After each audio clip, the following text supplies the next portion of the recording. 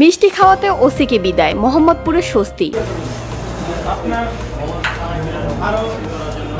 দৈনিক সংবাদ দিগন্ত পত্রিকার সাথে আমি ফারিয়া হাসান। ঢাকার মোহাম্মদপুর থানার সমালোচিত ভারপ্রাপ্ত কর্মকর্তা আলী ইফতেখার হাসানকে বদলির খুশিতে স্থানীয়রা মিষ্টি বিতরণ করেছেন। রোববার সন্ধ্যায় থানার সামনে এবং থানার ভেতরে সাধারণ বাসিন্দারা ওসিকেও মিষ্টি খাওয়ান। স্থানীয়রা জানান, সাবেক ওসি আলী ইফতেখার সন্ত্রাসী, চাঁদাবাজি, মাদক কারবারি ও কিশোর গ্যাং চক্রের সঙ্গে যোগাযোগ রাখতেন। তার কারণে মোহাম্মদপুর এলাকায় সন্ত্রাসের পরিবেশ সৃষ্টি হয়েছিল। তাকে বদলি করা হলে এলাকা সাধারণ বাসিন্দাদের কাছে নিরাপদ হবে বলে আশা প্রকাশ করেন। ইতিমধ্যেই স্থানীয়রা ওসিকে বদলির জন্য মানববন্ধন ও র্যালি করেছে। পুলিশ সূত্র জানায়, সাবেক ওসির বিরুদ্ধে 37টি লিখিত অভিযোগ রয়েছে। 10 লাখ টাকার হেরোইন গায়েবের অভিযোগ নিয়ে ডিএমপি সদর দপ্তরের তদন্ত কমিটি ও তেজগাঁও বিভাগের তদন্ত কমিটি তাদের প্রতিবেদন শেষ পর্যায়ে পৌঁছেছে। ডিএমপি কমিশনার শেখ মোহাম্মদ সাজ্জাদ আলীর আদেশে মোহাম্মদপুর থানার ওসি আলী ইফতেখারকে ঢাকা মহানগর গোয়েন্দা পুলিশে বদলি করা হয়েছে। শাহ আলী থানার ওসি কাজী মোহাম্মদ রফিক আহমেদকে মোহাম্মদপুরে এবং